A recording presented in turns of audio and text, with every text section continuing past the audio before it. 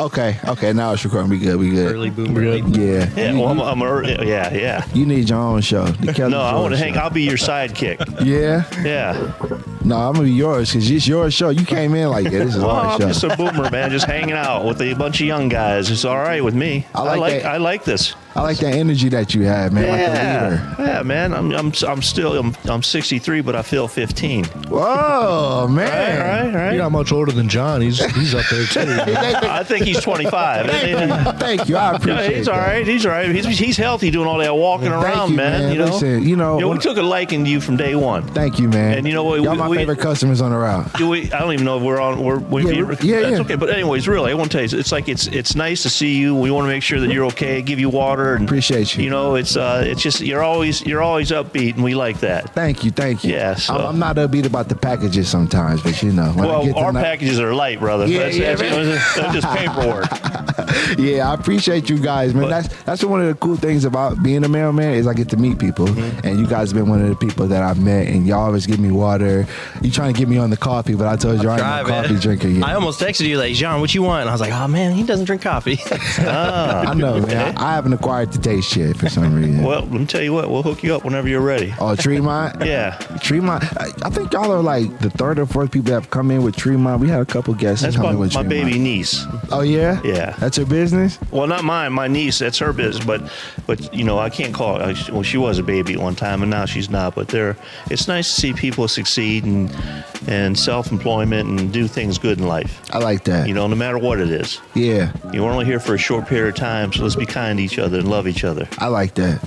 So Right? now that we talking business, what was like your first business? What was your first way? I want to make some money. Like, about Like before the financial services? yeah, or like the first. Like, Dad was a hot bartender down in Miami, Florida, slinging drinks. 1982, brother. I could give you some stories, man. Right in the middle of it. You were a bartender? Oh yeah. I know what I Miami. look like, but I just, what my nickname was down there was Young Buck because my brother graduated from Youngstown State University. Okay. And I went there for a couple of years, and then I was, honest, true story, I was walking across a bridge, and I had snot on my nose, and the wind was blowing, so I was going to class. I said, I'm going to Florida with my brother. So next thing you know, here I am. I'm working the doorman, right? Studying cards about, drinks. And they put me behind the bar, and I'll tell you what, man, I thought I was in heaven. So you got to figure. And, the bad Miami, side of that, sure. I saw some, they talk about the drugs and everything, and they were there. Oh, but yeah. I was naive. Yeah, you Scarface down there, huh? Well, I wasn't a Scarface. No, I know you wasn't, but- I He served Scarface. I served him. Yeah. You served Scarface. Miami, huh? Yeah, well, let me correct. It was North Miami and then Hollywood. So North Miami would be about like from here to Akron? Yeah, a little bit close to Akron. It wasn't really that far away. They had North Miami, then you start going down a little bit further, then you can kind of get into the Keys and stuff. Miami's beautiful. Oh, it is. I loved it, man. So we had a goal is to get there at when we started working at 8:00 at night, and it was closed at 5. And my goal was to get home before the sun came up. But I got all kinds of stories. Did you ever make it? Huh? Did you ever make it home? Oh, I did make it. Yeah, well, yeah, I did. Yeah, I mean, what He was on the beach. It was a whole other world. So I did make it home, But I mean, That's good. But again, you're 22, 23 years old. It's like you're $300-400 cash in your pocket, and you're single, and you got all this money, and you got the beach, and you got all that. It was $300-400. You said I was 82. Cash. I know. I'm like, what is that today? That's like $20 now. Oh yeah, it burned a hole in my pocket, man. Yeah, I still got holes in them. So, anyways. Yeah, I don't want to deviate. No, you're good. I got all kinds of stories. I could be here for 10 hours. We got to do a separate episode about the Miami tales. Yeah, he was like, yeah. Nothing bad. Just true stories. For sure. So that was like your first like kind of hustle in a way. I want to make some money. Yeah. But I always, if you don't work, you don't eat, man. What about you, Mike? Oh my gosh, I've worked all kinds of different jobs. My first job was actually as a lifeguard. For real? At a campground. This is when I was like 16. And it was cool, you know, but it was not a great first job because it kind of like set the expectation like, man, I can get paid just by hanging out. That's pretty cool. No, that lifeguard. What's that? As a lifeguard. Yeah, I know. So that was like my first job. And then, gosh, I've worked at a couple different places. I did like a bunch of gig work. I worked for some like vendors, like some friends that would make and sell soap and different things, you know, like cool. I was just trying it all out. I really liked like the gig scene and that, and but that's not too sustainable, you know. So but yeah, I got to work with some small businesses and friends, and then but later what actually like kind of stuck with the hustle, you know, I was into playing music with friends and doing a band and hosting shows, and then my buddy Carson Parmenter had a company, Head Trauma Entertainment, DJ business, and I got in with them, man, and trained and started doing weddings, and so that's like my part-time thing still. So that's been pretty cool. But back with Dad, gosh, I think it was like 6 years ago now, I got licensed in insurance and started working the insurance business with him. And then I kind of went off to do my own thing and try to find work in horticulture. I really like plants and whatnot. You do it all, man. Well, I tried to. Now I'm like, you got to trim it down, you know. Come back to the ranch, son. Yeah. So I came back and got my investment license, and so I've been back with the business for 3 years now and love it. So yeah, I used to just want to try to do all the things, and then it's like, you know, you can't really get good at anything if you're doing all the things. Yeah, man. So like, you guys being in business together, have you ever pulled the "because I'm your dad" line? Like, No. Let me tell you this about Michael. Michael has a natural ability to keep people at ease and communicate with people and talk to them. And I saw that when he was a young boy, you know, and I thought he would be a natural fit. And sometimes being naive, you know, you want the best for your kids. And right. I thought, well, he'd be a natural fit. And it just took time for him to learn, but he does a great job. He communicates. In fact, man, let me tell you this guy. He's like a squirrel, man. Some of them clients of mine that I've had for years, they don't even call me no more. They call him. You know, and I always want him to be the face of the company because, you know, he's younger and it's in the family business, but he cares about people and he helps, and that comes off, you know, and that's what people want. Why do you think people give family business such a bad rap? And it seems like you guys have kind of gravitated. Like, why do you think people say that about family business? You can't work with family because you got to seem successful at it, being a father and son. I could address that. Yeah, I mean, well, you know what, Keep bringing the mic a little closer to you. Tell him about, you know, like I took your advice on, you know, it's like you never stop learning in life, and he had brought some issues to me in regards to making things better, and then I'll address the family business. But let him tell him what you did, how you helped the business. Maybe. So first with the family business, like when I first started with that is when I lived with them, and it was hard working with that all day and then going, you know, and so I feel like if you're just together all the time, right, you know, and you do, you know, you live together and then you work together, that can be challenging, you know. But I live on my own now, across the street. But our mom worked with Dad for a little bit, and it was hard for them to work together, you know. But I don't know, Dad and I work great together. Back to my friend Carson, he has a family business, Finesse Customs, and his mom actually now works part-time for us. But that's dope. His dad work as technicians there, where they own the business, and then his sister runs the office. So that's a great example of a family business where, like, you know, they've got to go in. And funny enough, his mom, Jen, is happy to work with us, and I'm glad that she's with us. She probably could be with them if they wanted. So, yeah, I just feel like every family's dynamics are different, and you just kind of have to, like, figure out if that's for you, you know. Yeah. So yeah, man, I could see some families maybe don't want to be in business together. Yeah, it's just you've always been told that, like, oh, family doesn't mix, but then I see you two together, and when I come in there and drop the mail off, y'all are working. Mm-hmm. You know what I'm saying? And it's like I don't sense any friction. You sense like that unity that's needed in family business. We're pretending. Yeah, we were arguing. We just worked out all the friction. No, but you know what? Can I address that real quick? Yes, sir. I think that Kelly, he can call me Kelly, buddy. Okay. Anyways, but I think that, you know, that there's some truth to what you're saying, what Michael's saying, but I think when you have a family business that is from one generation to, like, I believe the statistics were like the third generation, it's hard for a family business to continue, is because the beneficiaries of that business become complacent. Yeah. You know, it's like there's no struggle. You know what I mean? It's like, you know, when you have to feed yourself and do things, it's like, you know, you have to keep that going. And sometimes some bigger businesses, the family becomes complacent because they're not hungry, right? Everything's been laid out to you, and I think that's detrimental sometimes. Not all the times. I mean, there's some family businesses that have been around for a long time, over 100 years. Yeah. But you still have to work and be motivated and care about people. It's not all just about you. So who's the boss? He is. He is. I've always wondered that. Jeremy, got any questions you want to ask? What's like the biggest challenge for like starting a family-owned business versus like going to like a bigger corporation even?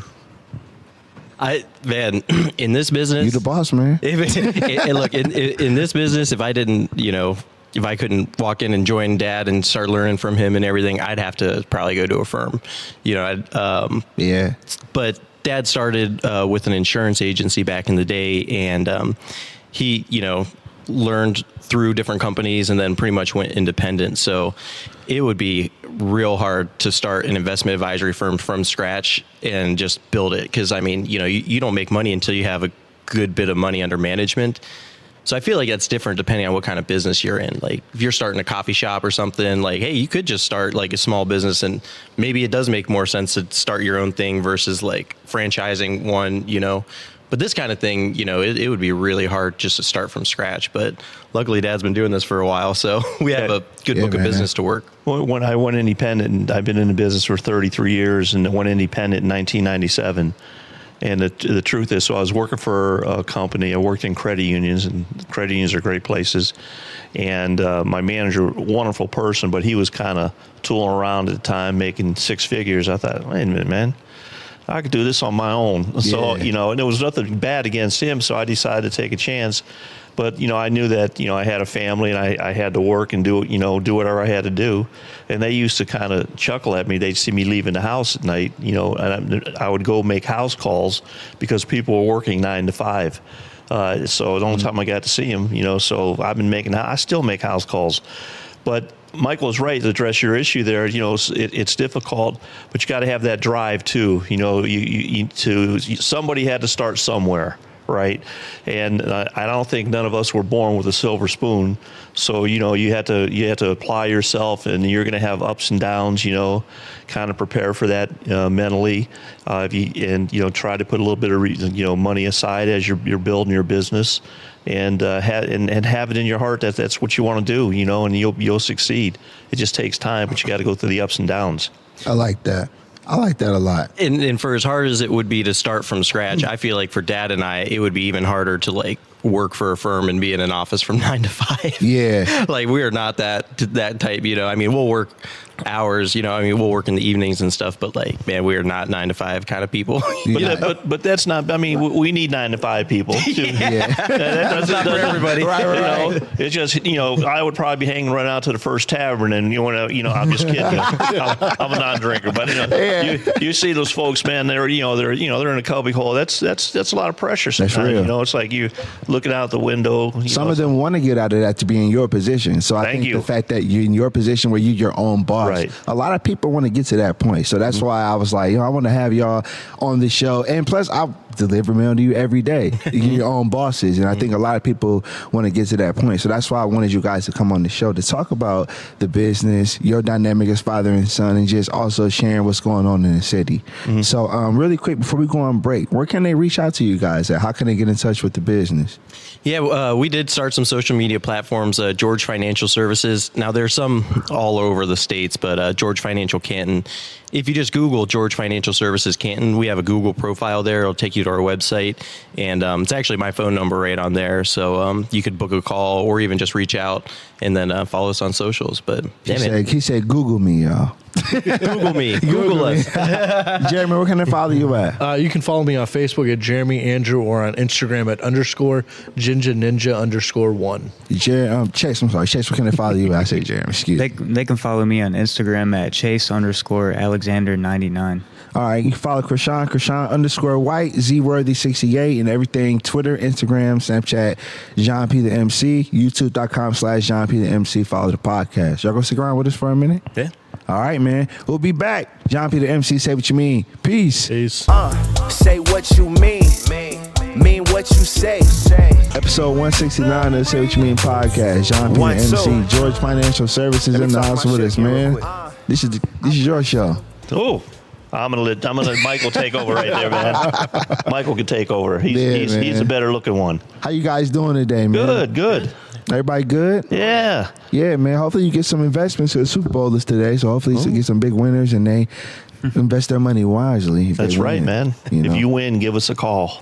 Do you ever get calls Yeah, from they people can like call that me who's like, too. hey, I won some big lottery and Many years ago, I did get a call Really? from the Ohio Lot, not from the Ohio Lot, but a client that had a scratchy. They hit for I think it was 1995. They hit for like $100,000 and got $60,000 check and called me. I told him keep playing. give me half. Well, no, I helped them, but it's the only time that ever happened. If Dad hasn't heard from a client for a while, and they'll call, he'll be like, "Hey, what's up? You hit the lottery?" Yeah. You hit that lottery, right? That's why I'm telling you, young guys, if you ever like hit the lottery big time, don't go up front, call me. Not that I want to invest, I want to help you with the process and the legal things that it's attorneys said, so nobody knows who But you we're are. not advising playing the lottery, but if you do, yeah. But if you do, You gotta call there's and better be like, ways hey, to make man. money than play the You're lottery. like, hey, man, where's that 60,000 at? Oh, we're in Spain right now. I'll talk to you when I get back. You know? Yeah. No, but episode 169, George Financial Services. Thank y'all for joining us on the show. Before we get into the episode, we do got to pay some bills. So it's sponsor time. One of the sponsors being the Hub Art Factory. Shout out to Tim Carmody. What do you guys think of this space? love it. I've been here many a times. This is the first time I've been here during the day, though. Yeah. What about you? What you think? I love it, man, and I'm gonna sponsor. Yeah. Yeah. Shout out to Tim Carmody. That's it, man. Right here, we man. want to help small. We want to help you young folks. All right, Thank you. guys. But I'm loving this, man. I really am. Thank you, man. This is a beautiful space, and we're glad that it's the home for our podcast and our newest sponsor, George Financial Services. Thank y'all for sponsoring us. George Financial Services is a father and son team with 35 years of combined experience. They are dedicated to helping everyday people. They have 30 million assets under advertisements, and they're growing. If you'd like to talk with them or learn more, search Google George Financial Services Canton and book a complimentary call. So, yes, Google George Financial Services and make that happen. And I want to shout out to my man Devontae Williams, Rate the Pick. Reach out to him, RTP_Will on Instagram. So if you're into sports betting and you want to make some money, in Super Bowl Sunday tonight. So when this episode drops, we'll have a winner. So if you want to, get some money and learn how to get it going, reach out to RTP_Will on Instagram. So starting off, man, let's start from the beginning, man. Tell us where you from. From Canton, Ohio. Mm-hmm. Been here my whole life. I left, went down to Florida in 1982. Spent some time down there. Came back in '88. I've always been in sales somehow, some way. In fact, another job I had in Florida, I was a sales rep, and one of my accounts were the Miami Dolphins. Nice. A food sales rep, excuse me. Yeah. Remember when they had that strike? Well, you guys weren't even born yet. But I was so young, they used to practice at St. Thomas University, which is a small college, before they built the stadium.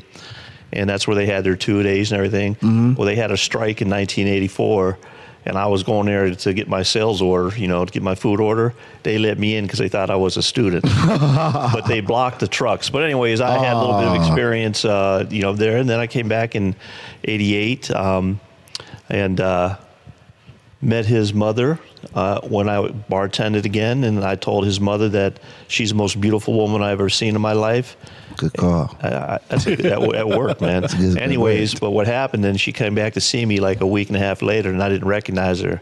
Oh, man. But it all worked out. It was in the good Lord's plans. Yeah. But we were married in '92, and we have a beautiful family, and here I am. I want to ask you about the days of early Canton. Like, what do you remember about the city as far as, like, just living here? Like, it's been through so many changes, and you see the changes now. What do you remember about Canton growing up? Well, I used to be a regular down at the Canton YMCA. They tore that building where the YMCA is there, and I spent years there, exercising, training. I mean, we were all in high school when I went to Canton McKinley and played football. But the downtown was kind of active, Then it kind of decayed a little bit, and it's a lot better now. But it was fun. We had I remember going to the YMCA and then going to Burger King, which was downtown. Yeah. For $1.75, getting Ooh. a Whopper, a fry, and a drink, man. Whopper's $40 now. I know, man. With gratuity. $1.75, man. Yeah, everything is way too expensive now. I know. You can't even get a sandwich for Yeah, $1. Yeah. And So you probably like filled up for the whole day too for It's to the point $1.75. like a sit-down restaurant is cheaper than like fast food. Yeah. That's a fact. You know what I mean? Yeah. What yeah. a time. And I mean, that's Yeah. honestly better for you. It's probably the better option, Yeah. but still, it's crazy. But other changes, I mean, just from what I've heard from Dad, it's like there were not bike lanes, but there were trees all along the roads. Yeah, like there were. Walnut, had trees all up and down it, and a lot more houses. A number of houses have been torn down now, which isn't bad, if they're going to be abandoned and stuff. And brick but- streets. Brick streets, yeah, and then parking When on I Walnut. see a Oh, bike yeah. lane on Walnut, I'm like, man, we've come a long way. Okay. We've come a long way. You We got better a be bike careful lane on that bike Walnut. lane, too. Oh yeah, on Walnut for sure. I see John walking the bike Yeah, lane when it's too snowy. I'm like, man, I'm saying a prayer for John on right the now. Snow, that bike lane is my best friend. Yeah, I'm walking right in that bike lane. Oh yeah, because you know how many people probably don't shovel. Oh, or for whatever. sure. They'll tell you. Yeah. They will tell you. Well, that's kind of funny. Something about shoveling. It's like when I was growing up in Canton, everybody shoveled their sidewalks. I go Well, all the that's way different. down the end, Man. all the way down the end of my I like. appreciate that. I appreciate the ones who put the salt out. So let me ask you this: what inspires you to become like a investment advisor? Like, what inspires you to get into that field? So when I came back from Florida, I was kind of bouncing around different jobs, et cetera. And I thought, you know what? True story. This is true. Yeah. I loved his mother, and I thought I wanted to, we were dating. I thought, I want to have a little more stability. And I thought I'm going to get in the insurance business. And again, I've always been in sales, and you got to work, right? For sure. And I told my mother-in-law and father-in-law who worked for an insurance company. My father-in-law wouldn't hire me. I got hired by Prudential. Okay. And I get this about family dynamics, right? And I get it. I was a young guy. So I got hired and my mother-in-law told me to come with her and work for a company at the time, which was called Century Company or Luther Mutual. And I went there and I worked, and then they were bought by another company called CUNA Mutual. But anyways, that changed my life. I wanted to have some stability so I could marry his mother and take care of her and provide for her. Man, And that was my motivation. good way to go into a relationship. And then here's what really happened to me is that I remember I was working with my manager at the time over in Massillon, and I think it might have been 1991 or two, but it was during the fall, and I was learning, and I wasn't afraid to work. I'd call people, and I wasn't badgering them. I didn't want to be that guy like, here comes Uncle Kelly at the Christmas party wanting to sell insurance or something, right? But I went to this farmer's house with my manager, and I was talking to him for an hour and a half, right? And I helped him, and at that time, I made $3,000, and I was just sitting there thinking to myself, you got to be kidding me. I sat there and I helped him, and with my manager with some insurance products, etc. And then I could told you the mist in the air, man. I couldn't believe I was driving home. I called. We were just married. I called. I said, I can't believe I just did this, and I said, this is a business for me. And it wasn't so much about the money. It was like, oh, I helped this person. Yeah. I helped him, and that was the reward. And then from there, I get a good insurance background. Then I decided I wanted to take it further and get into the investments. So it's about helping people. How has your approach changed over the years? You mentioned being in the business 30 plus years. How has it changed from then until now? Why don't you address that? When Dad first started, let me take this out. Oh, you go ahead. When Dad first started, he was an insurance agent, and as an insurance agent, you can offer insurance products, and some of them have investment features, but by and large, insurance is not an investment.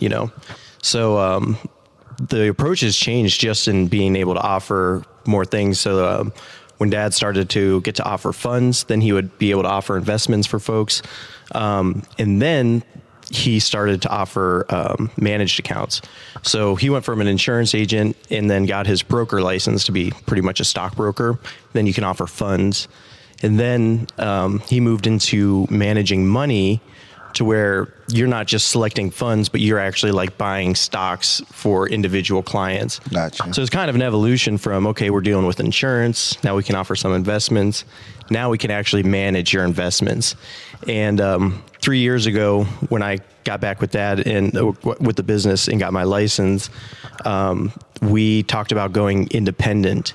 The actual managed money part of the business was still a smaller part. And that's what we've actually grown now. So since we started the firm, we've pretty much been going all in on not all in, but building up the managed accounts. So the evolution is like offering insurance, offering some investments, to now like full service. We can handle all of your investments and all of your insurance. Is that a good? Yeah. And just to tag along to that, in regards to like my style or how things have changed, it's just a matter of, for me, it hasn't really changed. The knowledge has, right? And you never stop learning. Even to this day, there's something you can still learn in this business. But I think that my approach is just to sit down and listen to people and help them. It's like, okay, how can I help you? Are you talking about maybe a 401k rollover? Are you talking about this or that? So I just want to hear what their needs are, and then I like to address them. And I tell people, look, there's no pressure. It's like, I want to help you. I have a vested interest in helping you. It's like, I'm not going to give you bad advice, right? And I've been fortunate over my careers that I never advertised. It's always been referrals. I'm just starting to get like, this stuff is like new. This is like new to you. But the bottom line is just help people and guide them. And I have some clients that have been with us for 26, 27 years. That's a long time. And I had one family. I'm on their 4th generation, and the granddaughter was like, I was tickled. I thought, I can't believe I worked with your great grandmother, your parents, and now you. And, she probably thought, this guy is goofy. I'm like, oh, my goodness, I've been around like dust. So, And you said all this is off of word of mouth mainly, too, right? Never advertised. I mean, that just, obviously the work speaks for itself then. Well, thank you. In hip hop, sure. you would call that out the trunk, independent. I mean, that is, out the trunk insane. with George Financial Services. I like that though, because like to have a field like that, such as finance, where you want people to know about it, and you have to do things like marketing and podcasts. You're doing it word of mouth, and you're right in the city. And then here's something else, just to let you know. It's like these are life issues, right? So you're kind of putting your faith, your financial life in our hands. Mm-hmm. So I will educate you. So Michael, that what are the potholes in the road that you might have? Yeah. Right. So example given, let's just say you're a young couple or a young person. Do you have children? You need life insurance. I don't even care if you get it through us. Right? But if you have a family or you have some obligations, go online and get yourself some term insurance. I like that. What happens if God forbid somebody passes away? Your kids still got to eat, right? Facts. The bills still come. So that's one issue. So another issue is potholes in the road for older folks. It's like I tell them, look, you may never go into a nursing home, but do you want to prepare yourself? What if? What if this happens and this happens?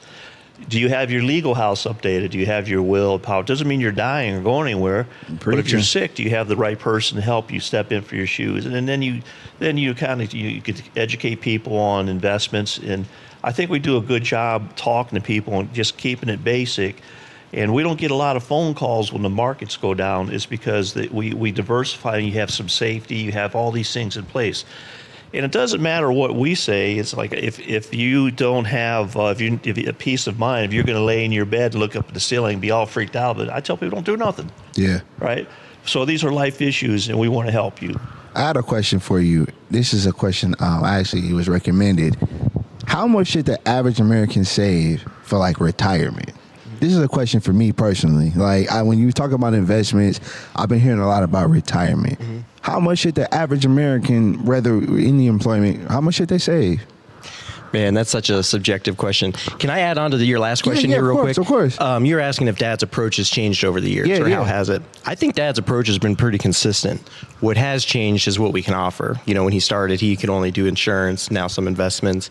So I think Dad's approach has been consistent. But over the years, being independent, we can choose what companies we use for our business clients. Yeah. So over the years, Dad's worked with like a number of companies, and our clients are loyal, man. Like I'll open up some client folders, and it's like they were with this company, then Dad moved to this one, and I mean over 30 years, you've been with a couple. So Dad's approach has been consistent, but the technology and the platforms we work with are evolving. Yeah. My approach is changing. I'm still young in the business, but so we've got some pretty good platforms and everything right now. But to plan for retirement, man, that's a big or how much you need to save. That's kind of subjective. It's the best way you could figure that out is like, what are your current expenses? Are those expenses going to be the same in retirement? Are you still going to have a mortgage? Yeah. Things that you're not paying, are like the Medicare and Social Security tax in retirement. So whatever your salary is, there's a couple different ways to go about it. It's like, what % of my salary can I live on? Alternatively, you could just say, what are my actual fixed expenses? Are those going to be the same in retirement? What do I need for those? How much is Social Security going to cover? So it's not like a hard and fast, man, So you're saying it's like individually based. It really is, yeah. I mean, it's not like true. situation That's true. because everybody's living off of different salaries, Right. So like So there's retirement. no like general amount for everybody. It's There's just not based on really, income. but online you can search retirement calculators. Actually, Charles Schwab is one of the companies we use. You can go in there and punch in what you make, what your expenses are and whatnot, and it could give you an idea of what you should be able to save. But it's just, there's not really a good hard and fast rule because everybody's lifestyle is different. I can add 2 cents to that. In the industry, they tell people, you should have $1 million plus. I wish I had $1 million right now. Okay. So my theory is it's like a start as soon as you can to put a little bit of money away. It might be $25 a month in an IRA or Roth, do a little bit like that. And what will happen, the people that I've come across over my career that have had some significant money, they were consistent in putting a little bit of money away over a period of time, just a little bit. And the next thing you know, they have $1,000 in that account, and they have That's 2 dope. and 10. But we have some folks that are millionaires, right? But how many people do you know, just us sitting here, have $1 million in retirement? You do. No, I'm just playing. No, but I don't. But I'm saying it's just so that there's right. there's a real world, Yeah. helping everyday people. Then there's this generic world that the commercials tell you have to have $1 million, 2 or 3. And that's really kind of hard to attain. So, and then people change careers. They might change your career 5 times throughout their life. So it's really upon you to start early and put a little bit of money away, a little bit of money. Because if you're like everyone else, and me too, if you have $100 in your pocket, you can spend $125, right? Possibly. Yeah. All right, but well, he's a good saver, man. But that's good. But and here's my thing: little sayings. It's good to have money, but don't let money have you. Oh yeah. Because it's a tool. It ain't going to give you peace and joy. It's going to help you. It's part of life. You got to have it, but just start with a little bit. I like that you said that because that was my next question was like, what advice do you have for people who want to like build like generational wealth? Because some people may not know about financial services or things like that. So what advice do you have for people who want to build that wealth that they can pass on to others? I want to go back to your last question real quick about the retirement savings. One thing that is very different for our generation than, like our parents' generation, except for you got a good government job. We don't have pensions, So before, where you could go and get a job and work there for the rest of your life, you're going to be taken care of. They got this pension. Well, like we don't really have that, So if you're not at a job where you're going to work your whole career with the pension, your retirement's kind of on you. So regardless of whatever that dollar amount is, like it is on you. If you have a 401k, you got to make sure if you have a job where you don't have that, it's even more so on you. So, And what have you advised people that, when they come to us, one of the first things we would ask them that we would recommend they do about the 401k? If remember we were talking? Oh, yeah. I mean, that's if you want to invest with us, but you're not in a 401k, or like getting your 401k first, that's like free money if you got a match. See, we're talking ourselves out of business. But back to your question, you said, how would you advise somebody to start investing or start to like building like generational wealth? I would just, start. And I mean, when you say generational wealth, go passing on to the next family, the children, et cetera. I mean, there's multiple routes that you could go through, some people will overfund. They may set up a life insurance trust and they have an insurance policy in there that's protected from liabilities or nursing homes or et cetera. They may fund something like that money's going to be transferred to the next generation tax free. I mean, there's all, we get a little podcast, but there's different ways to do that, and again, I try to bring that to the attention if that's something important. There are some people who, that's not important to them, it's like, hey, I don't want to do that, but there's other avenues, that may be appropriate. Yeah. And I think the best thing you could do is automate your savings and investments.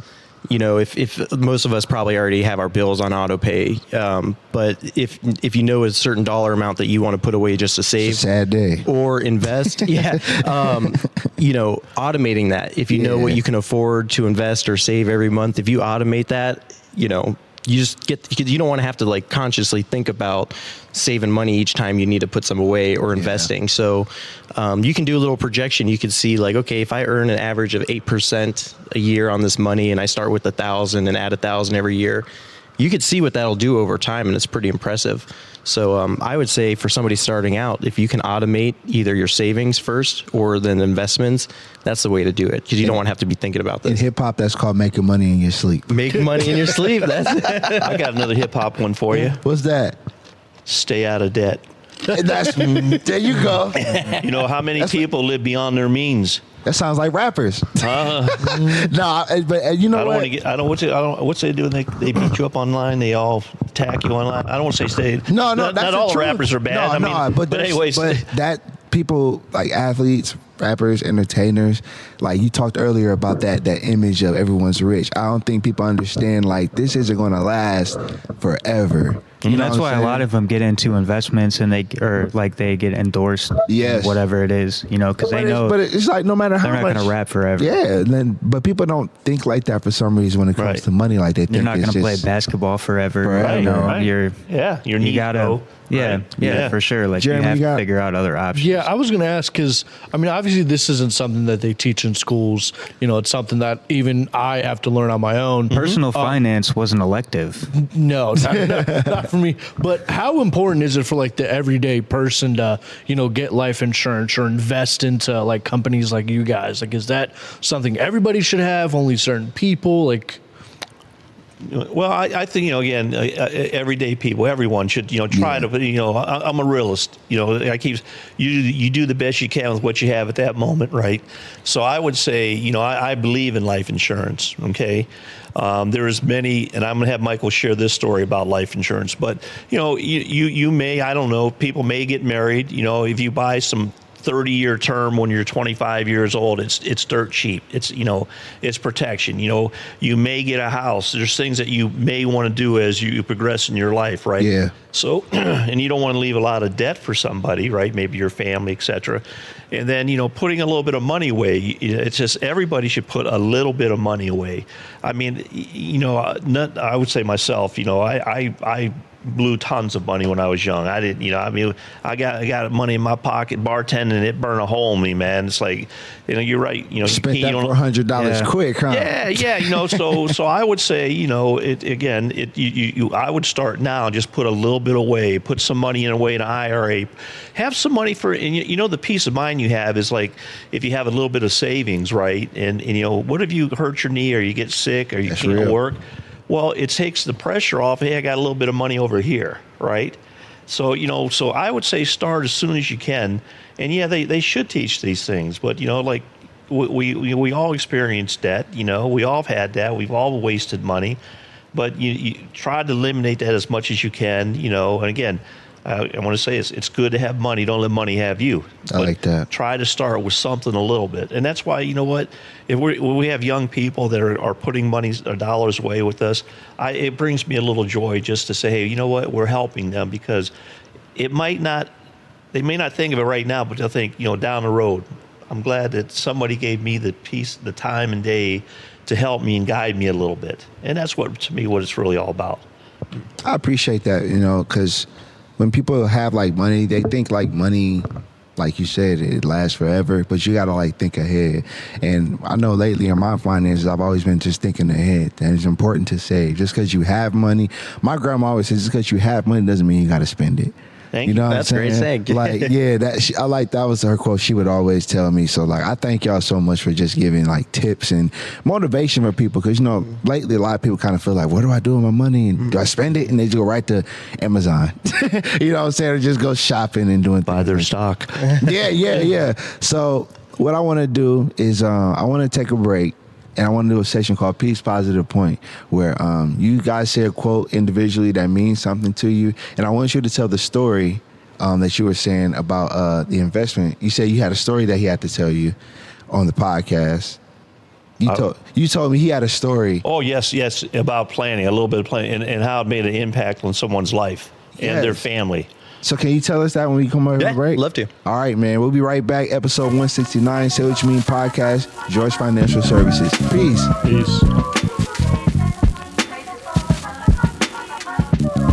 Episode 169 of the Say What You Mean podcast. We have George Financial Services, father and son here with us, man, Michael and Mr. Kelly. I gotta dap y'all up, man. Thank you so much. Oh, man, John. Thank you, sir. Thanks for having us, This man. is fun. See y'all tomorrow. No, I'm just Oh, yeah. We'll have water. We'll have tea for you. Listen, I love it when it's warm because I have places I go by. I know I'm gonna get water. At one point in time where I didn't know who y'all were, I remember like it was a hot day. Nobody was giving me water. I'm like, so nobody's gonna offer me water. And y'all were like, hey, you want some water? And I was like, yes, please, thank you so much. And like by the time I get to Walnut, that's like almost at the end of my route. So like this day in particular, I forgot my water jug. It was so hot. And then like it was one house, they were drinking lemonade. And they was just like, yeah, you know it's hot. Oh, I was man. like, yeah, you gonna give me some of that? Yeah, it's hot. So- all right, see you later. So, John, tell me the truth. There are any houses you go to like, oh, I hate going up to that house? There's a few, Yeah, like- but I just do it and just go. Oh, I know. Those are the ones where He's it's like, in and out.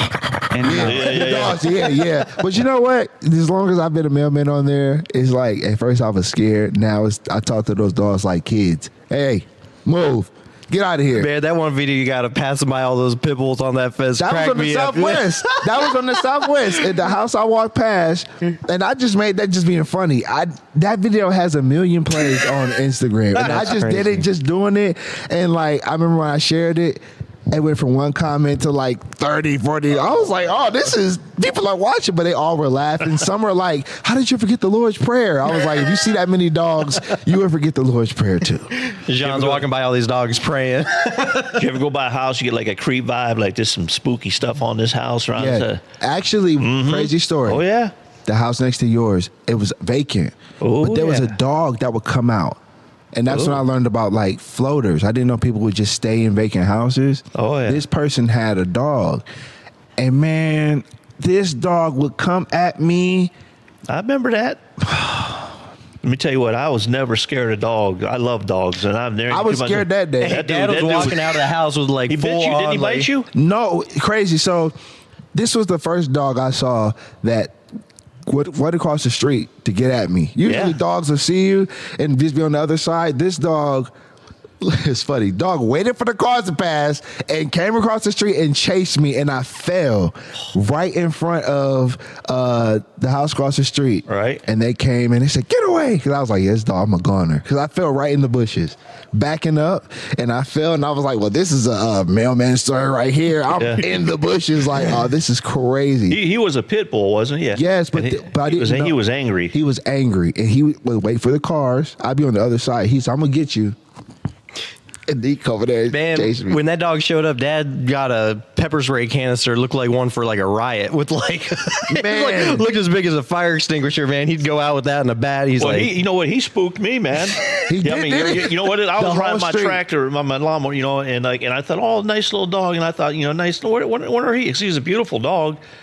And I started looking, man, that dude had demons in his eyes. You seen the teeth? When I seen the teeth, I was like, thought- yeah, he ain't so I was friendly. afraid to let him get behind me. Yeah. I was riding my tractor. I started pulling away from there. But you know what? He bit the Amazon man. He did. And he bit the UPS man. And they unfortunately, the police officers had to shoot him. You did. But he was spooky. But yeah. Rest in peace Well, to I'm that talking about dog. other kind of spooks, like John's spiritual asking, stuff. Dad's asking about stories. He's like, yeah, ran around your block, man. right on the street, right across the street. He's like, where you been? Well, we all know about him, but that dog really scared me. I just remember for like a week, everybody on that street was like, you seen that dog? And I was like, I didn't see that dog either. So that's great stories. But again, thank y'all for being great customers. no problem. This is fun. Yeah, man, this is real fun. Just learning about finance and you getting the guys to share your business on the pod. So I'm glad that this can help with what you guys are trying to do. I wish y'all great success in what y'all are doing. And how long has the business been going on now?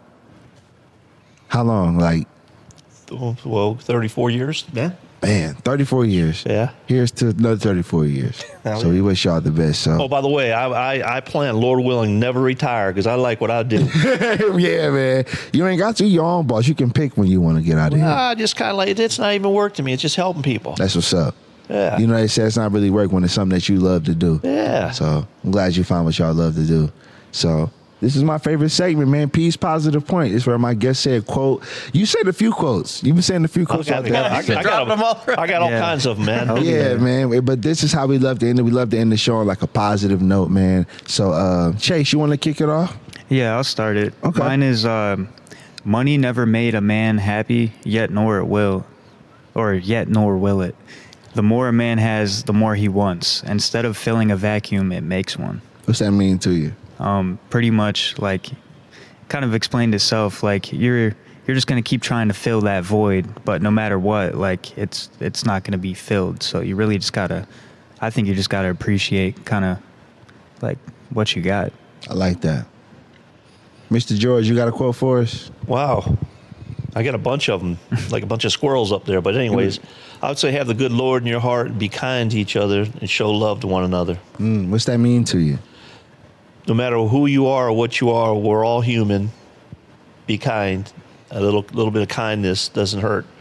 You know, kind of be that little sunshine. You never know, a little bit of kindness might stop somebody from committing suicide, might lift somebody up who's down. You know, you just don't know. So you never know where people are coming from, but it doesn't cost you nothing to be kind. I like that. Got a quote for us, Michael? I do. Yeah. This is a Warren Buffett quote. Although I think this is a twist on a To Greek. the money, yeah. You I think this is a twist on a Greek proverb. Warren, this quote says, "Someone's sitting in the shade today because someone planted a tree a long time ago." The actual Greek proverb is, "A society grows great when wise men plant trees whose shade they'll never sit in." So to me, it's just like the long-term thinking and realizing, you know, where we are today. It took a lot of work to get there, and a lot of work and help from other people. You know, we all. Nobody is totally self-made, you know. So yeah, that quote is just like the power of long-term thinking and realizing like anything really worthwhile achieving takes time, and those things that we see here are built by people that aren't even here anymore. What was a Greek quote? It says it's a Greek proverb, and it says a society grows great when old men plant trees whose shade they'll never sit in. So Like that. Yeah. That's what's up, That's Jeremy. awesome. I like that. You like that quote? Oh, yeah. Yeah, I put that in your rhyme book because you were saying some rhymes. You were saying some bars, man. Some more for you, man. All right, okay. What you got for us, Jeremy? My quote is, keep your face always towards the sunshine and the shadows will fall behind you. What's that mean to you? It just means to focus on the positive things in life, and the negative will just, you know, go behind you. You know, you're going to live. You're going to live in the sun, and, you know, the negative is just going to be the shadows behind you. Just focus on the good. I like that, man. My quote is from Benjamin Franklin, and it says, "An investment in knowledge pays the best interest." I always look at people who know the things that you guys know. There's so much you have to know, like knowledge-wise. So I could imagine you sitting down with him and showing him the game and showing him how to do things, and you're still learning things, and even you're learning things. And I think the investment isn't just money. It's just, you know, so much. You know things that the average person may not know, but it's also security. You know what I'm saying? That's knowledge to know how to make more money. You know what I'm saying? That's knowledge to help people to make more money and to save money and to be smart with it. So that's why my quote was, "An investment in knowledge pays the best interest," because what you know, it's a bigger reward than just the money in your pocket, you know? Amen. So that's what that means to me.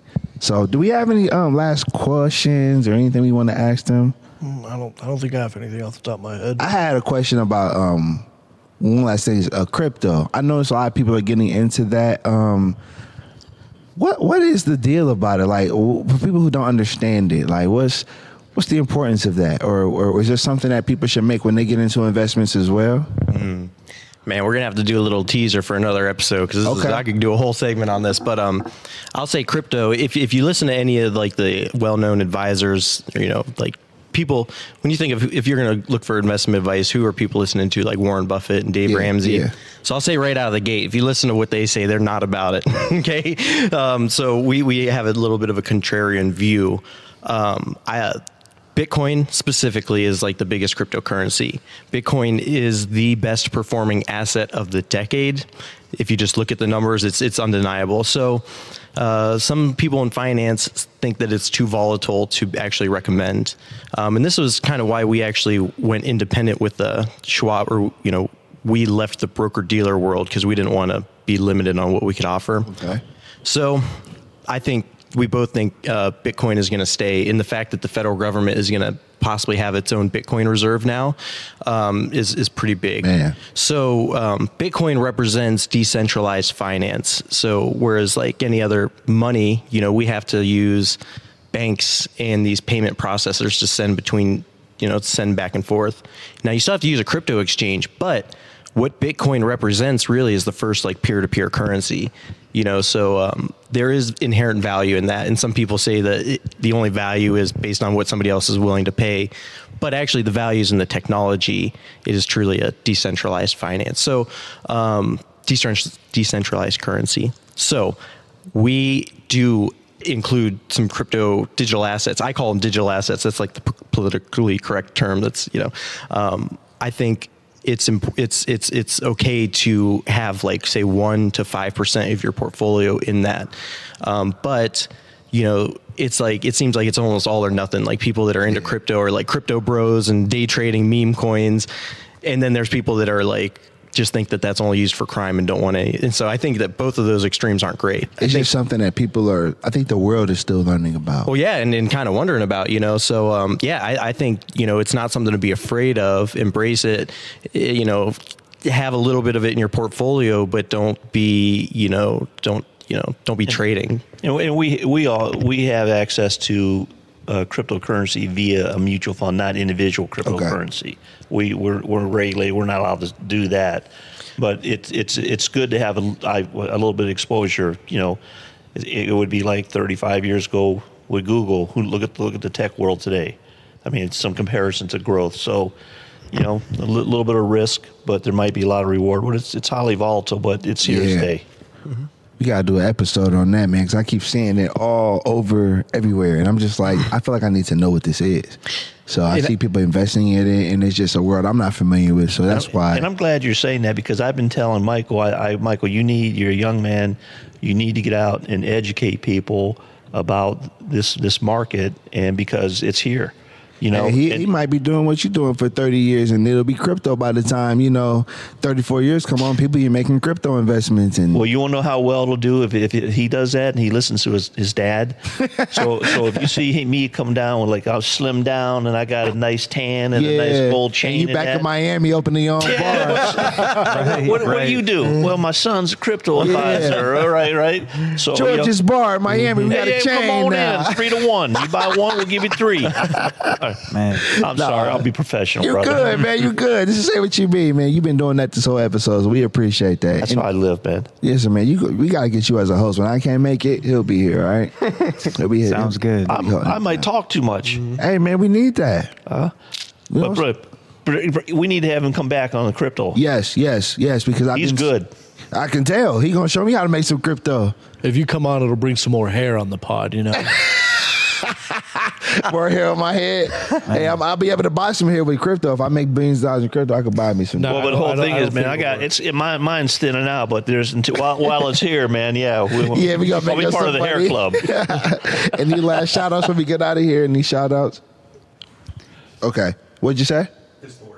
Oh, I'm sorry. Can you please tell the story? Oh, yeah. Thank you. We don't say the name. Okay. No names. So, no names, please. You were asking how important is life insurance and investment for everybody. I'll just say, insurance is not an investment. Not everybody needs life insurance.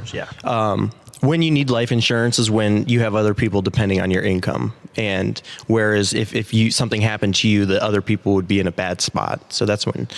So my first client actually came to us, and she had an advisor that had passed away, unfortunately. And she said, "Are you a financial advisor?" And I said, "Well, I'm an insurance agent, but my dad's an advisor." So she came in and talked with us, and she had a big insurance policy because she did pretty well. And so she wanted to switch that and get a policy with us. And that was like the biggest policy I had written in my bona fide first client. Mm-hmm. So some insurance has provisions where if you become disabled and you can't work, they'll pay you up to half of your benefit. So this client's insurance was living benefits. What was the total value of that? 500,000. 500, yeah, okay. So it's called living benefits. So unfortunately, this client ended up going blind in a couple years. And crazy enough, this client was like the healthiest person we've ever seen get rated for insurance. They got a preferred plus rating. like very clean eater, yogi, all this. And so this person went blind, unfortunately, and then qualified for the accelerated benefits. So, they were able to get up to the like 200,000 from that policy to help with their current. So this client got the living benefits and then came down with some other, illness. And unfortunately, this client passed away a couple years later.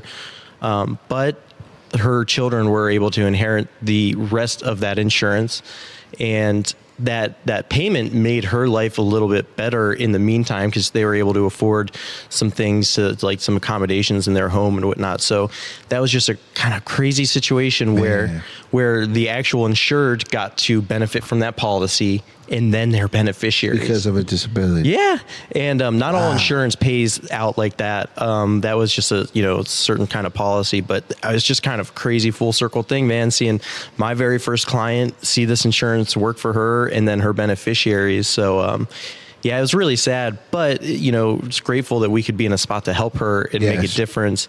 And then now her kids have a little bit to start out with, and that's like the purpose of what you guys want to do. So, you know what I'm saying? It's not all about selling a policy, but it's it's his decision to help her, and she came to him, had an impact. So it's not always about a transaction or making money. By helping people as well. But I remember I was like tickled, man. I was like, what, 24, 25? And she goes, "Are you a financial advisor?" I'm like, "You're asking me?" I'm like, well, I mean, I was licensed in insurance, but I'm like, man, who would take me serious, or who would want to, do investments with me or anything? Well, look at the impact that you had. I know, man. I'm so grateful for that. Yeah, that client. It's good to hear stories like that. Yeah, and I always feel this way. Life insurance, it sounds corny, but it's the greatest I love you letter you'll ever sign. Man, that's Same real. for you, brother. That's your positive point right there. Thank you for having us. Yeah, Thanks, man. John. I like that quote, man. You've been giving a lot. I like that, man. You got to give your dad a notebook or something, man. We got to give him a notebook. But, yeah, shout out to you guys for being a guest on the show. I'm grateful. Shout out to Chase for filling in for C. Weeds. Shout out to Jeremy. buddy. Shout out to Coda. Zach, he'll be back. Zach will be back. So everybody's wondering where Zach's been. Zach's just been on the grind. He'll be back. So he'll be back, man. We got some great guests coming within a year. But we just thank you guys for watching us. Please keep supporting the podcast. Watch us on YouTube, youtube.com/Jean P the MC, SWYM Podcast on Instagram. We thank y'all for watching. We will see y'all on the next episode. All right, this is Jean P the MC. Peace. Peace. Say what you mean what you say. I'm from the 330.